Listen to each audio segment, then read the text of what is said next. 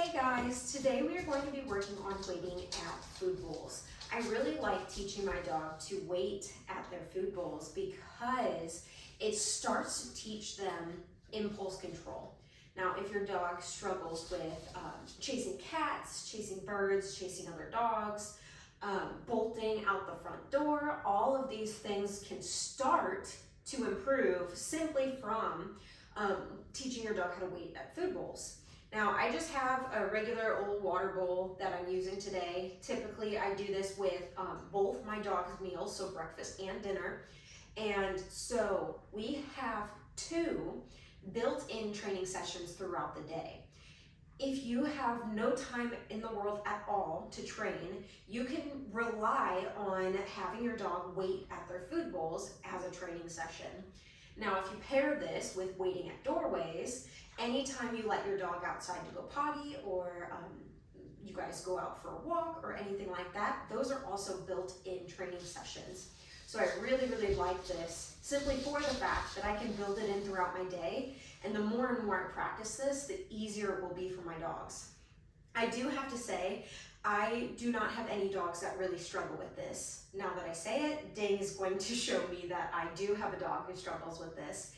But like I said, I do this morning and night every single day. So my dogs got used to this really, really quick, and they picked up on it really quick as well.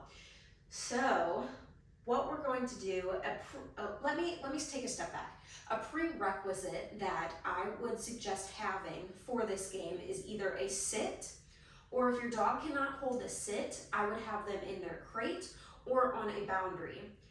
Ding does this mostly in her crate, simply because her crate is in my living room and that's where they get fed. So she has not done this with me, at least, with her free and just able to do whatever she wants. So we'll see how she does. So I'm gonna ask Ding, yes, sit.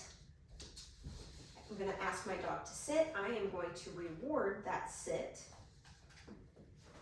I'm gonna put a couple of pieces of kibble into the bowl. Yes, she maintained her sit, so I'm going to pay that. Now I'm gonna start lowering the bowl. If she were to get up, all I would do is say no and pick it right back up. If you have trouble bending over anything, you can do this sitting down so it's easier for you, but you're just gonna pick it right back up. So they have no option. Great. Free. Good mamas. The biggest thing that I see new owners do, who new to this game, not necessarily new to their dog, is they do one of these. Okay, free. Which is really awkward. That's not real life. That's not how things are going to go, especially if you have a multi-dog household. For me, since I have 4 dogs, I grab 2 bowls and put those down, then I walk away and grab 2 more bowls. So I need to make sure my dogs can all be released at the same time, and that's not gonna happen if I'm sitting here hovering over their bowl. I'm only one person, and I can't do that for 4 dogs. Again, if your dog gets used to seeing this picture, the second you start to stand up, they're gonna be like, I have no idea what this game was. This is really new and difficult for me. So start from the beginning with standing all the way up, then releasing your dog. Ding's word, release word is free. My release word for my other dogs, which are on the other side of this door, is okay. So a lot of the times my service dogs end up learning both, but so let's do this again. Sit. I'm gonna reward that sit. Put a couple pieces in here. Yes, reward her maintaining her sit. I can also reward her maintaining the sit here. Free. Now, I will say a lot of dogs get to the point, I notice she's a little nervous about this bowl, but I'm gonna pretend that I don't notice it to see if she can work through it. Just complete side note.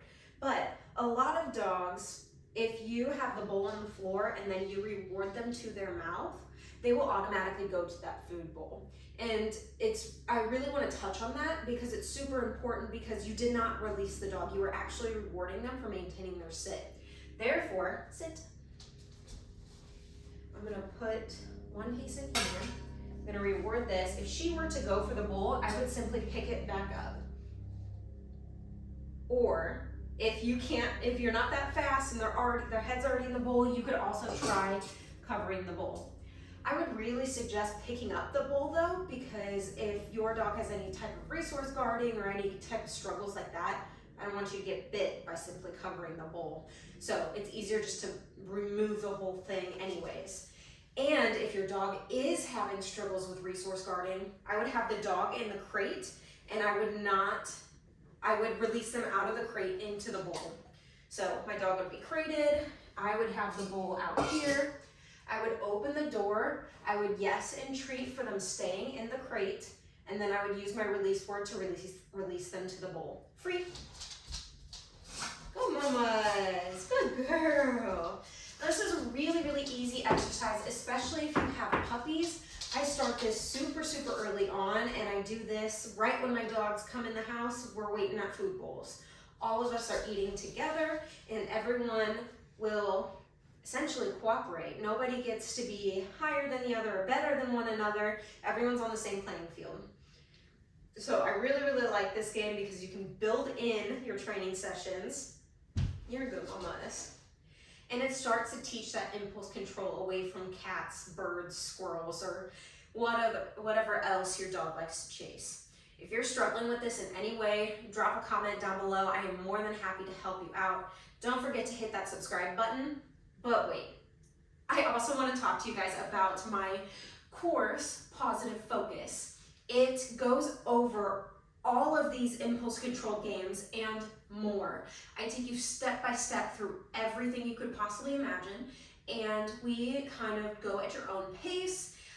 You get as many videos as that it takes to go through everything, and then you get unlimited support from me as well. I will send you videos to help you out. I will watch your videos and all of that. It's really, really interactive, and I really, really love this course for focus and for just building that relationship with you. So that link is down below. It's only $47, and you get to keep it for life. If you have any questions, guys, like I said, drop a comment down below, and have a good day. Keep on training.